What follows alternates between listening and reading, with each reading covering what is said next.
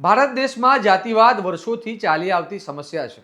આજે આપણે ચંદ્ર અને મંગળ સુધી પહોંચી ગયા છે, પણ આ જાતિવાદ અને અસ્પૃશ્યતાના દૂષણને આજે પણ સંપૂર્ણ ડામી શકાયું નથી.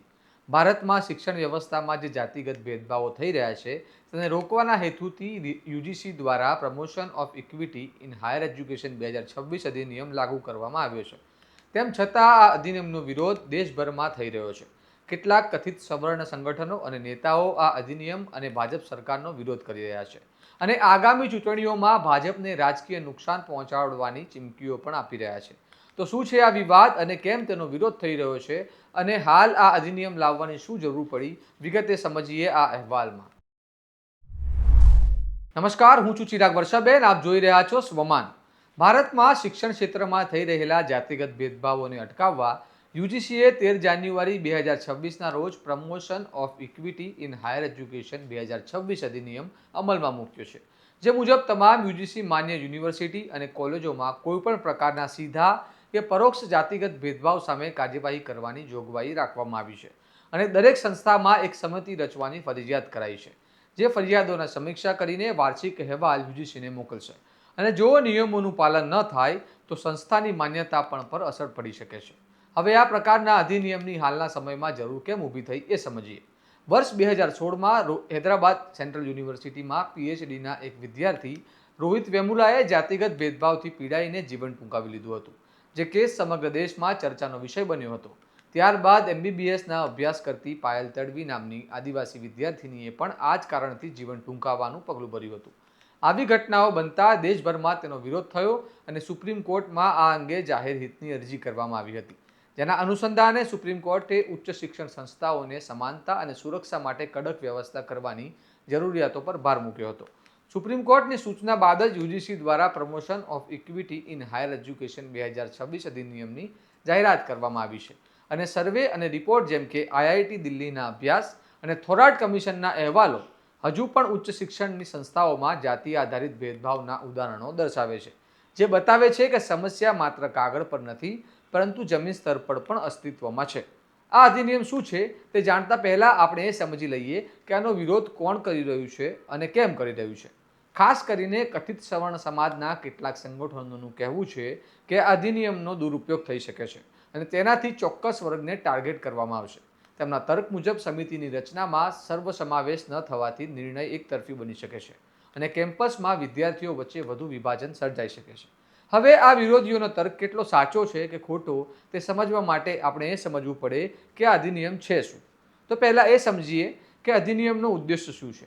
યુજીસી દ્વારા જાહેર કરાયેલા અધિનિયમ મુજબ ધર્મ, જાતિ, લિંગ, જન્મસ્થાન અથવા દિવ્યાંગતાના આધારે ખાસ કરીને અનુસૂચિત જાતિ અને અનુસૂચિત જનજાતિ, સામાજિક તથા શૈક્ષણિક રીતે પછાત વર્ગો, આર્થિક રીતે નબળા વર્ગો, દિવ્યાંગ વ્યક્તિઓ અથવા આમાંથી કોઈ પણ સમુદાયના સભ્યો સામે થતા ભેદભાવને દૂર કરવો અથવા ઉચ્ચ શિક્ષણ સંસ્થાઓના હિતાધિકારો વચ્ચે પૂર્ણ સમાનતાનો સમાવેશને પ્રોત્સાહન આપવું, જેના માટે દરેક ઉચ્ચ શિક્ષણ સંસ્થામાં સમાન અવસર કેન્દ્ર હેઠળ એક સમાન સમિતિ બનાવવાની ફરજિયાત છે. આ સમિતિનું ગઠન જે તે સંસ્થાના વડા દ્વારા કરવામાં આવશે. હવે એ સમજીએ કે આ સમિતિની કાર્ય શું રહેશે. સમિતિની મુખ્ય જવાબદારી એ છે કે સંસ્થામાં સમાનતાનું વાતાવરણ સક્રિય રીતે વિકસાવવામાં આવે, જેથી વિદ્યાર્થીઓ, શિક્ષકો અને સ્ટાફ વચ્ચે કોઈપણ પ્રકારનો ભેદભાવ ન રહે.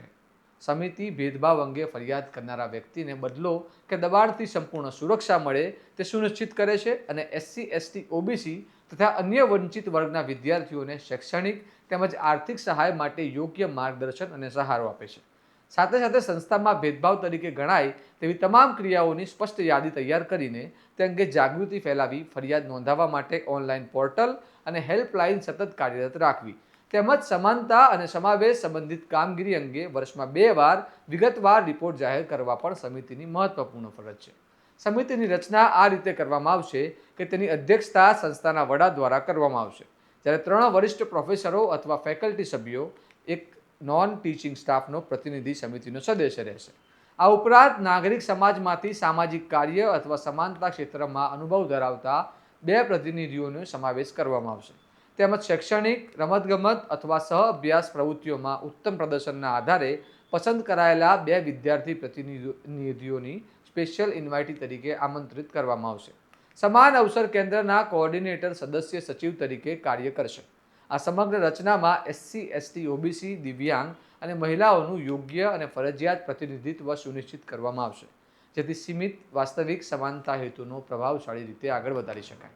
જો ભેદભાવ અંગે કોઈ ફરિયાદ આવે તો સમિતિએ તાત્કાલિક કાર્યવાહી કરવાની ફરજ રહેશે, જેમાં 24 કલાકની અંદર બેઠક બોલાવી મામલાની પ્રાથમિક ચર્ચા કરવામાં આવશે અને સમગ્ર તપાસ પૂર્ણ કરીને 15 કાર્ય દિવસની અંદર વિગતવાર રિપોર્ટ સંસ્થાના વડાને સોંપવામાં આવશે. જો તપાસ દરમિયાન કોઈ ગુનાહિત બાબત સામે આવે તો તે અંગે તરત જ સંબંધિત પોલીસ વિભાગને જાણ કરવી ફરજિયાત રહેશે, તેમજ પીડિત વ્યક્તિને તપાસ રિપોર્ટની નકલ આપવામાં આવશે. જો ફરિયાદ સીધી રીતે સંસ્થાના વડા સામે હોય તો તે મામલો ઉચ્ચ અધિકારી અથવા યોગ્ય સત્તા અધિકારીને મોકલવામાં આવશે. ફરિયાદથી અસંતુષ્ટ રહેનારા વ્યક્તિને 30 દિવસની અંદર લોકપાલ પાસે અપીલ કરવાની પણ તક આપવામાં આવશે. આ ઉપરાંત જો કોઈ સંસ્થા આ નિયમોનું પાલન ન કરે તો યુજીસી દ્વારા કડક કાર્યવાહી કરવામાં આવી શકે છે, જેમાં સંસ્થાને યુજીસીની યોજનાઓથી વંચિત કરવી, ડિગ્રી, ઓડીએલ અથવા ઓનલાઈન કોર્સિસ બંધ કરવાની કાર્યવાહી કરવી, અંતે યુજીસીની માન્ય સંસ્થાઓની યાદીમાં તે સંસ્થાનું નામ કાઢી નાખવા સુધીના પગલાં લેવામાં આવી શકે છે. તો હવે આ અધિનિયમ શું છે અને શા માટે લાગુ કરવામાં આવ્યો તે તમે સમજી ગયા છો. જ્યારે ભારતમાં બંધારણ લાગુ કરવામાં આવ્યું ત્યારનું બાબા સાહેબનું એક વક્તવ્ય અનેકવાર વાયરલ થાય છે, જેમાં તેઓ કહે છે કે બંધારણ કેટલું પણ સારું હોય, જો તેને અમલમાં લાવનારા લોકો ખરાબ હશે તો તે ચોક્કસ રીતે ખરાબ સાબિત થશે, અને બંધારણ કેટલું પણ ખરાબ હોય, જો તેને અમલમાં લાવનારા લોકો સારા હશે તો તે સારું સાબિત થઈ શકે છે. બાબા સાહેબની આ જ વાત અહીં પણ લાગુ પાડી શકાય, કારણ કે આ અધિનિયમ મુજબ જે સમિતિ બનાવવામાં આવશે તે જો સારી હશે તો જે તરફથી લોકો આનો વિરોધ કરી રહ્યા છે તેનો કોઈ મતલબ જ નથી રહેતો, કારણ કે સમિતિ પીડિતને ન્યાય મળે તે જ દિશામાં કામ કરશે. મુખ્ય મુદ્દો એ છે કે સમિતિ આરોપી સાથે અન્યાય જ કરશે તેવું હાલ માની લઈને જે હજારો લોકો સાથે અન્યાય અને શોષણ થઈ રહ્યું છે તેમના હક માટે બનતા અધિનિયમનો હાલ વિરોધ કરવાનો કોઈ મતલબ નથી. આ અધિનિયમ કેમ લાગુ કરવામાં આવ્યો, સમિતિ બનાવવાનો ઉદ્દેશ્ય શું છે, સમિતિ કેવી રીતે કામ કરશે અને શું કાર્યવાહી કરશે, તેમજ વિરોધ કરનારા લોકોનો તર્ક, આ તમામ વસ્તુઓ અમે તમને જણાવી. હવે તમે જ નક્કી કરો કે આ વિરોધ યોગ્ય છે કે અયોગ્ય, તે અમને કમેન્ટ બોક્સમાં જણાવો. આવા જ વિશ્લેષણવાળા સમાચાર જોવા જોડાયેલા રહો તમારા સ્વમાન સાથે અને ચેનલને સબસ્ક્રાઇબ કરો. વિડીયોને લાઇક કરો અને શેર કરવાનું ભૂલતા નહીં. નમસ્કાર.